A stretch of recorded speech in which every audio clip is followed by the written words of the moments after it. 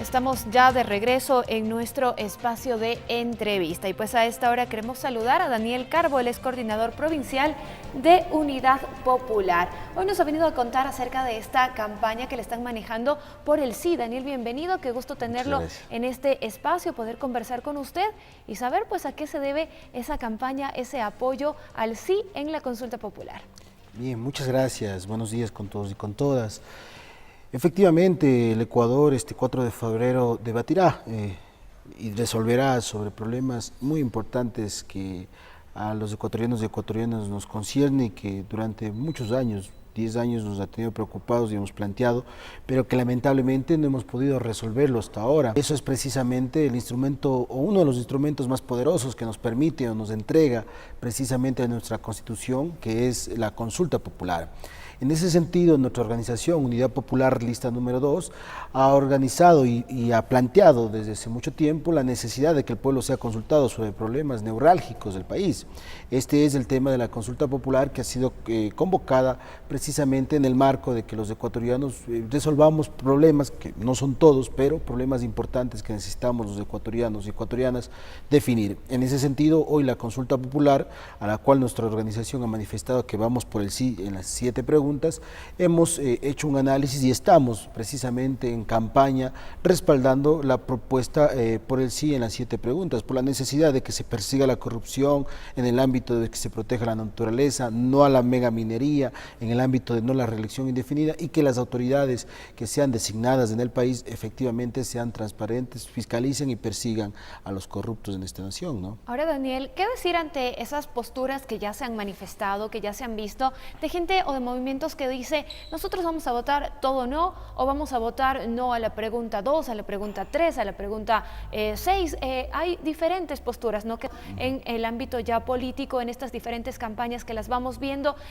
manifiestan que hay preguntas que sí son fundamentales, otras que se pudieron resolver desde la asamblea sin la necesidad de convocar a una consulta, y otras que dicen pues son de relleno, en donde le están tocando quizás los sentimientos a los ecuatorianos para que se pueda votar sí por otras que son como las fundamentales acá. Mire usted, el correísmo precisamente en 10 años no resolvió problemas importantes del país y muchas de las decisiones que pudimos haberla tomado los ecuatorianos y ecuatorianas se tomaron en la Asamblea Nacional que estaba dirigida por ellos. Una pregunta clara es la pregunta de la reelección indefinida que hoy se está tomando en consulta popular, fue decidida de manera inconstitucional, ahí sí, en la Asamblea Nacional. El tema de regresión de derechos de los trabajadores como la eliminación de la contratación colectiva, la organización como tal, fue definido o decidido por un grupo de asambleístas que si bien es cierto tenían la democracia representativa, la representación pero más por ahí que sí nada. creo que está un poquito mal esto de la reelección indefinida, ¿no? Sino más bien es como la postulación indefinida porque pues el hecho de postularse como candidato no asegura que sea reelecto. Vea usted, cuando uno maneja el poder tiene la posibilidad de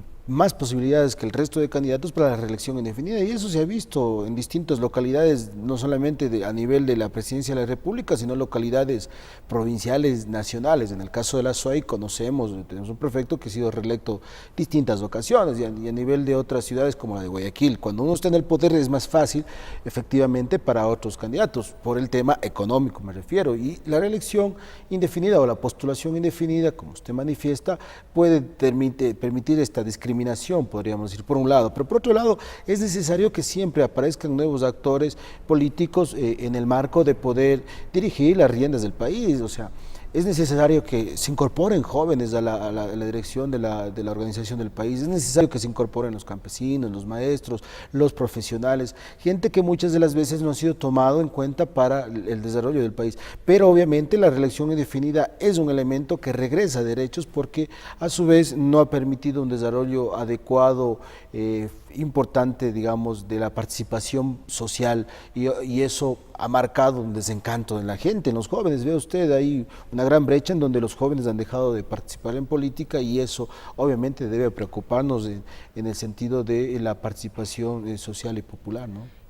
Daniel, ¿qué decir ante unos comentarios que también se han dado, que también se los he escuchado en medios y se ha visto en redes, que dicen esta pregunta es específicamente dirigida o planteada para que Rafael Correa no pueda ser candidato nuevamente a la presidencia del Ecuador? Así lo han dicho, así lo hemos visto. ¿Usted considera de esa forma o más bien un pensamiento equivocado el de ellos? Bueno, primero creo que el correísmo lo que está planteando es tratar de ocultar a través de una nube de humo todo lo que hizo en estos 10 años y que tiene que plantear, porque estamos viendo todo lo que sale a la luz en investigaciones, la sentencia al vicepresidente de confianza del exministro de Energía de él, en el marco de primero responder sobre aquello y en segundo lugar el tema de si va o no va de candidato. Bueno, creo que el primer filtro que va a definir si Rafael Correa es popular entre la gente va a ser precisamente esta consulta popular y bueno, hasta donde vemos los números no le favorecen y eso muestra que durante todos estos años estuvimos manejados por un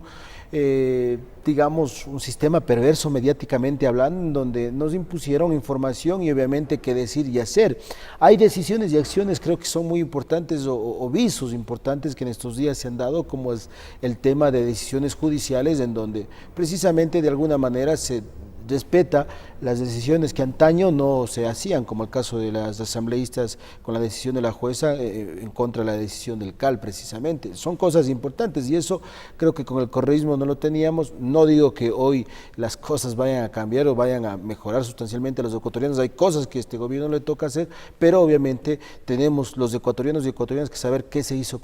qué hizo el correísmo en estos 10 años, cómo manejó nuestro dinero y en qué se invirtió y si hubo corrupción. En este marco también, obviamente, perseguir y encarcelar a los responsables de la corrupción. Ahora, Daniel, otra pregunta que ha llamado mucho la atención y que pues ha llevado al debate es esta que se la conoce como ley de plusvalía, que tiene que ver con este tema, ¿no? ¿Qué decir ante esto? ¿También van a votar sí? ¿Y por qué lo van a hacer? Bueno, vamos a votar sí, porque la ley de plusvalía aprobada por el correísmo permite precisamente que aquella persona que tiene un pequeño terreno o mediano terreno, podríamos decir, se ve afectada por la indiscriminada imposición de impuestos en el marco de la ley de plusvalía. Eso obviamente no ha permitido un desarrollo cabal digamos, no solamente el tema de bienes raíces, sino una cuestión en el sentido de que las personas puedan tener un acceso o una venta equitativa de sus terrenos. Por lo tanto, vamos a votar sí y que se implemente una nueva ley de plusvalía que sí, obviamente, persiga a la especulación de las grandes tierras que durante mucho tiempo se ha hecho, pero no de aquellas personas que venden su pequeña parcela o mediana tierra. Y en ese marco nosotros hemos dicho que obviamente vamos a votar sí. Muy bien, Daniel, claros los puntos en los que ustedes pues han